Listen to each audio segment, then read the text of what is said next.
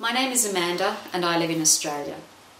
I'm a teacher, and on Wednesday the 19th of June 2013 at 9:15am I'll be at Federal Court, 80 William Street, Sydney, level 12 in courtroom 12.1 with Judge Nichols. This YouTube clip is an invitation for anyone who is in the neighbourhood to come and support me while I aim to make legislative change. Why will I be there? I will be there because I want to change the current child protection legislation with an emphasis on the mandatory reporting procedures and protocols. It is my understanding that in Australia, Federal Court is where laws are made and amended. As a teacher, I am a mandatory reporter. Before I became a teacher, I was an operational New South Wales police officer. A mandatory reporter is bound by law to report any information that relates to child abuse. The voice of the victim is not a requirement. The emphasis is on the information. In 2011, I obeyed the law and adhered to my professional training and made 2 separate mandatory reports. The information spanned at least 35 years. My life has been destroyed on every level.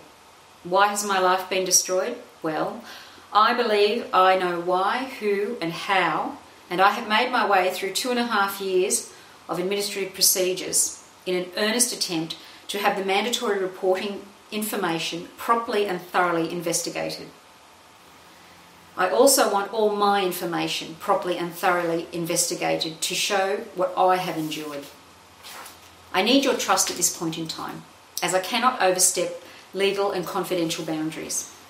I have placed the children first at every step of this journey. I will now formally welcome you to our classroom, YouTube, where I will be your teacher and share with you an exercise in critical thinking. I know you are all capable of joining the dots. I will share with you the basics in a manner where I will not be breaking the law or jeopardising any possible trial. Wednesday the 19th of June 2013 at 9:15am is a directions hearing, and the judge could say, "No case to answer," and send me home. Should that be the case, I have a backup plan, and I will explain that later. Right now, there is no law that prevents a person from telling their story to the public. At this stage, I cannot share any legally confidential information. Why am I participating in a lesson on YouTube? Good question. I am attending Federal Court alone, and the idea of making a YouTube clip informing people about my situation was suggested. I have made this journey on my own with regards to moving through the administrative systems. I have no family. Long story, but essentially I have looked after myself since I was 18 years old. And this experience has given me an incredibly deep and heartfelt empathy for abused children. Child abuse victims do not have the vocabulary to explain what has happened to them, and they are completely vulnerable and rely on people like me to stand in front of them as protection. What I have endured over 2.5 years and continuing has only served to deepen my resolve to keep standing in front of the children in an effort to protect them. I have been a problem because I would not go away, and let's just say my silence could not be purchased for a price.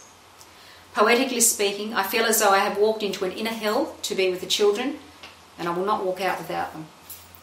I have written a first draft book recount of my lengthy ordeal, and depending on what happens at Federal Court will depend on whether I upload the book to the World Wide Web.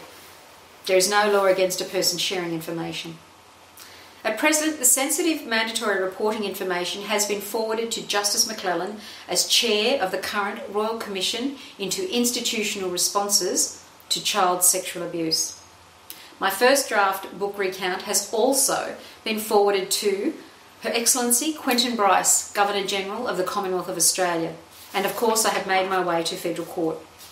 At least one of these professional agencies has to be concerned for the welfare of children at risk of harm or continued risk of harm, in my instance.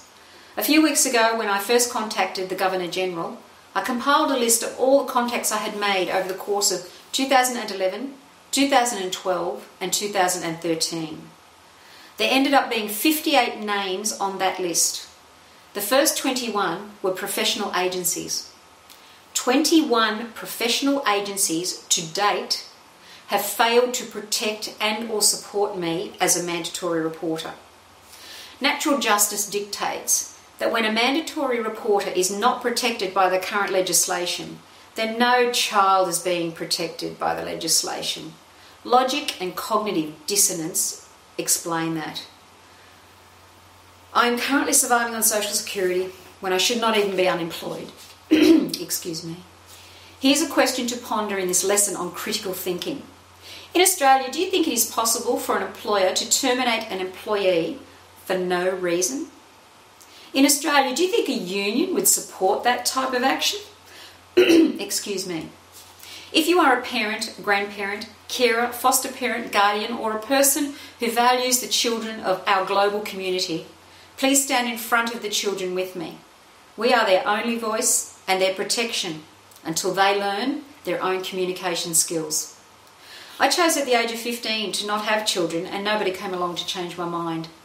Knowing what I know now, and particularly knowing it from first-hand evidence and experience, with documents to stand as evidence for the entire journey, I feel sad to know the reality of how unprotected your children really are. I recently learned that threats are already being made to witnesses of the current Australian Royal Commission. I have sent several copies of my first draft book recount to several trusted people at various distant locations. I have instructed them such that in the event that anything happens to me and I am unable to publish the first draft book recount myself, then they are to place it on the World Wide Web for free so that the global community can read and learn the truth. I'm working on the theory that when you are prepared, it doesn't happen. I have a security deposit for the sensitive information for as long as I can afford it, and I have maintained organised files of all my signed and dated evidence. I will be at 80 William Street, Sydney, on Wednesday the 19th of June 2013 at 9:15am on level 12 in courtroom 12.1, standing in front of abused children in an attempt to protect them from a system that currently does not protect anyone. That is my opinion, and it comes from my current situation. Maybe I will see you there, or maybe you will be there in spirit. I have started 2 threads on the World Wide Web where you can read a little more about my situation. Class dismissed, and please complete your homework and make this viral.